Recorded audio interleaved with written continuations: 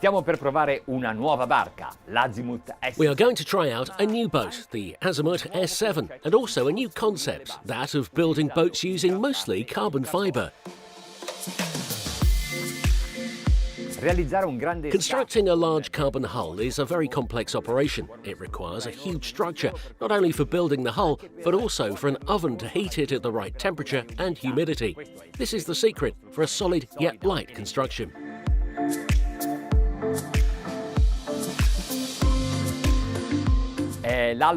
It is the dawn of a new day, but it is also the dawn of a new generation of yachts built by Azimut. This boat is 70 foot long, or 21.30 metres.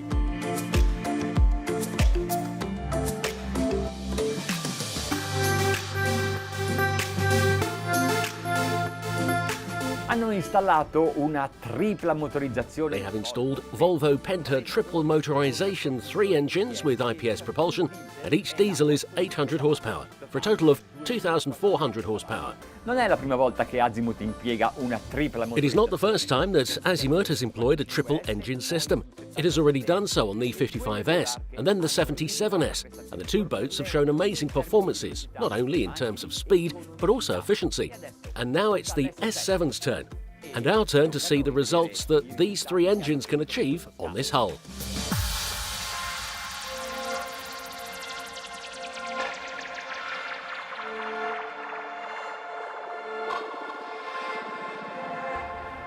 What should we expect from this boat? Well, the hull was designed by Pierluigi Orsonio, a very prestigious naval architect.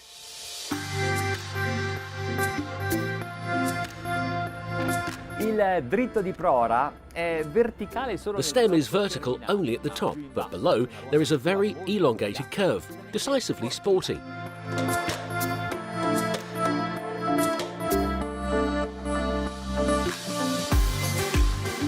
Oggi le condizioni non sono buone. Today the conditions are not great, strong wind and rough sea.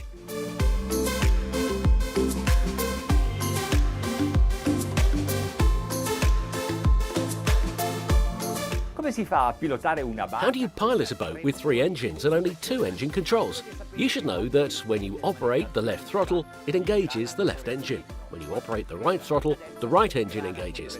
And only when the regime of the 2 outer engines exceeds 600 turns per minute does the central engine automatically engage and contribute its thrust.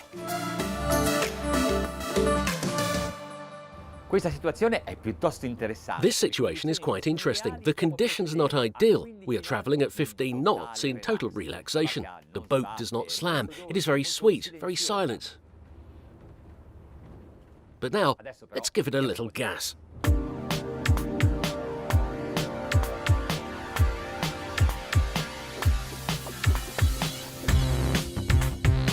Azimut da sempre cerca di rendere più facile l'utilizzo di un'imbarcazione. Azimut has always tried to make it easier to operate a yacht, and on this hull they have installed active trim control, which allows you to automatically control the longitudinal ascent of the boat.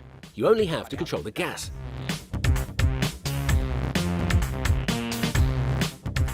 Here is some navigation data. We are at 20 knots, with the engines at 1,550 RPM, and consumption is 190 litres per hour total.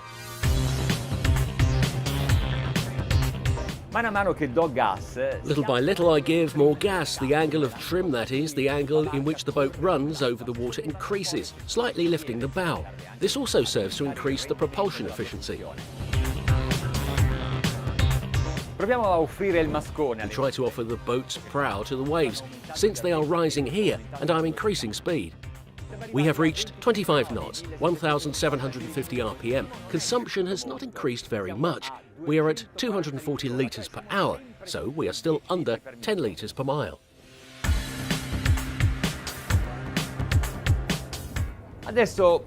Now we try to reverse the route.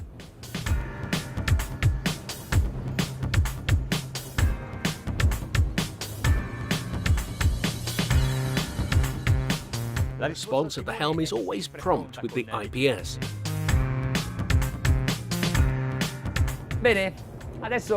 Well, now with the sea at the stern, I give some more gas.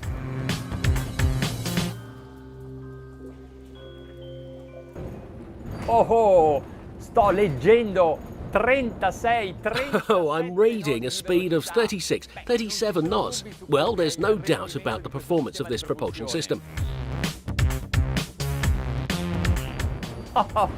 37, 30. Oh, 37, 38 knots, 38 knots. It's really efficient.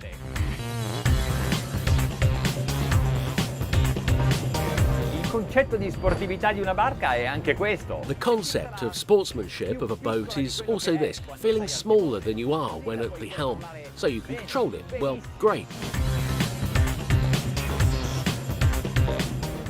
Beh, diciamo che la Well, velocità let's see, the maximum speed is 36, 37 knots steady. Then, with some peaks at 38, if you are very skilled with the trim, more so than the automatic system.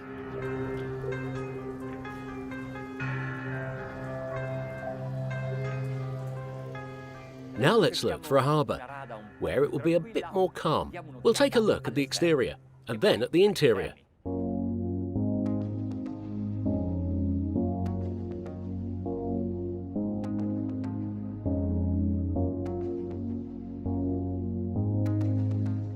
I find it a masterpiece of style because you can see it as an Azimut, but has a new, more sporty character without sacrificing the upper deck.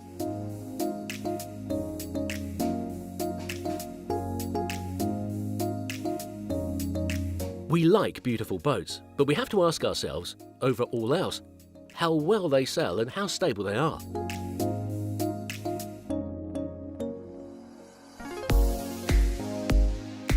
If the boat has a flying bridge, it generally has a more exaggerated roll, but not this one, because everything above the deck is carbon, very light, so as not to accentuate the oscillations. However, if you prefer, there is also the coupe version, that is, one without sport fly. You arrive at the bow over an almost invisible passage, because your eye is caught by these windows, which are not on the same plane, to promote the play of light and style.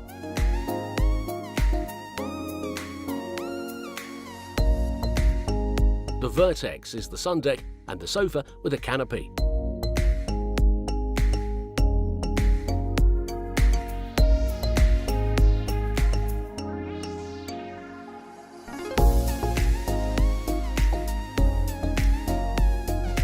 In all cockpits there is a table and a couch, but on the S7 this area is spectacular. It is much more livable than other similar boats.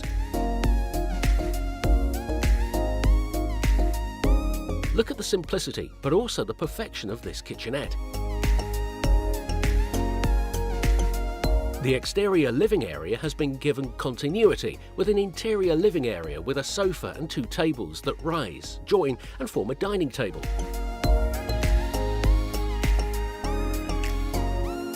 In front of the storage cabinet with a retractable TV and a showcase. Will it vibrate?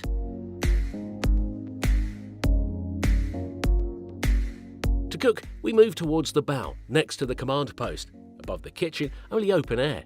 Imagine preparing a special dish with a sea view. It will have more flavour.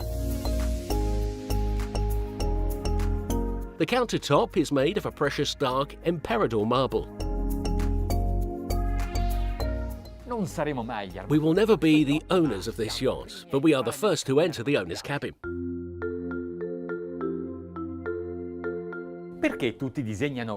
Why are all the owners' cabins always the same?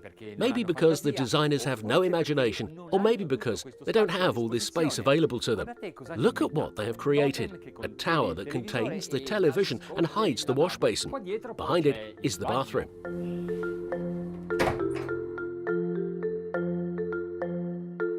It is a suite with plenty of space around the bed, because it's not just a cabin. The windows are wider than usual, and the mirror reflects the panorama. This headboard does not need a painting. It is already a work of art by itself.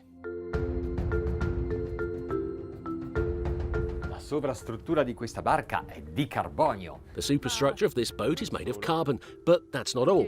The coat hangers are made of carbon as well.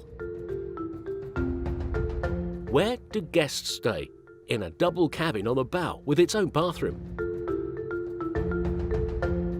And in 2 cabins with single beds, side by side or crossed. Their bathroom, however, is shared.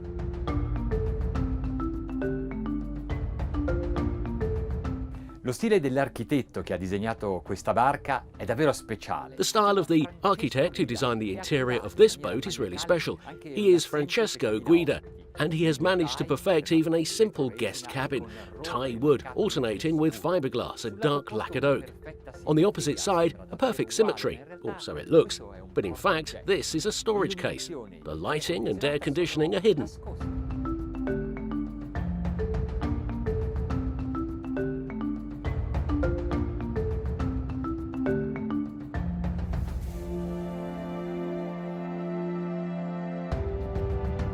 One of the advantages of this boat is the compactness of the engine room, and in fact, in the garage there is room for a 325cm tender and a jet ski.